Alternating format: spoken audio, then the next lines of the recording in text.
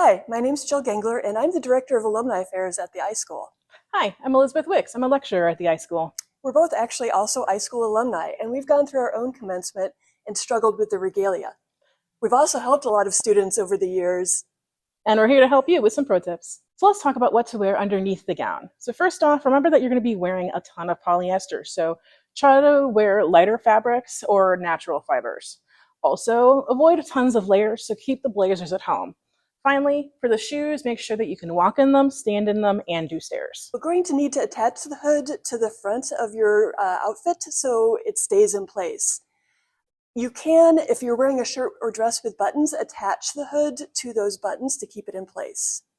If you don't have buttons, you could also use a safety pin to attach the hood to your shirt or dress front. Textile nerd alert though, the hood is kind of heavy and it's going to be pulling on whatever you attach it to. So be careful about the fabrics you put the safety pin in. You could also attach the hood and safety pin to the inside of your gown, but as Elizabeth just said, the hood weighs a lot and will pull back, pulling the front of your gown upwards. We recommend experimenting with this the day before the ceremony to make sure you know what you want to do. Let's first talk about the anatomy of the hood. You actually want the school colors on the inside so that the sort of matte black is hanging out. Hold the hood by the lemon yellow up, hand it to your helper. They'll put it over your head, a button and another tail so that they can attach together. And then just slightly fold the lemon yellow over so that the school colors poke out. Finally, this is your opportunity to take the little tail and hook it to your button in front or use your safety pin to attach it to your gown. So for the cap, first off, and this is going to be obvious, remember that's going to go on top of your hair, so don't try to have too much volume. Next, on the inside, there's going to be a front and a back label. So when you put it on, also remember that unless it fits you like a glove, you're probably going to need some hairpins to keep it in place. Your tassel may be a different color than Elizabeth's, and that's okay.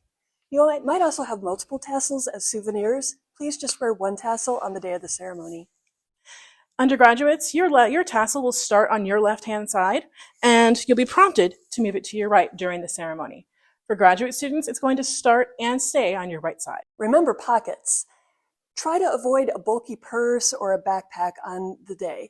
You're going to be moving around a lot, changing seats, changing venues. You aren't going to be able to leave your things safely behind. Pockets are great if you have them, but not everybody does. Keep things to a minimum with your keys, your ID, your cell phone. A crossbody bag works really well under your robe. It keeps a low profile and no one will know it's there.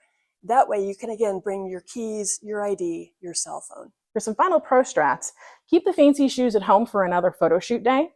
If you have a family or friends in the audience, leave them with a tote bag of your things with some water and your ID, etc. Finally, remember that all of the faculty and staff have been through this before. We're so proud of you and we're here to help every step of the way, okay? So enjoy your day.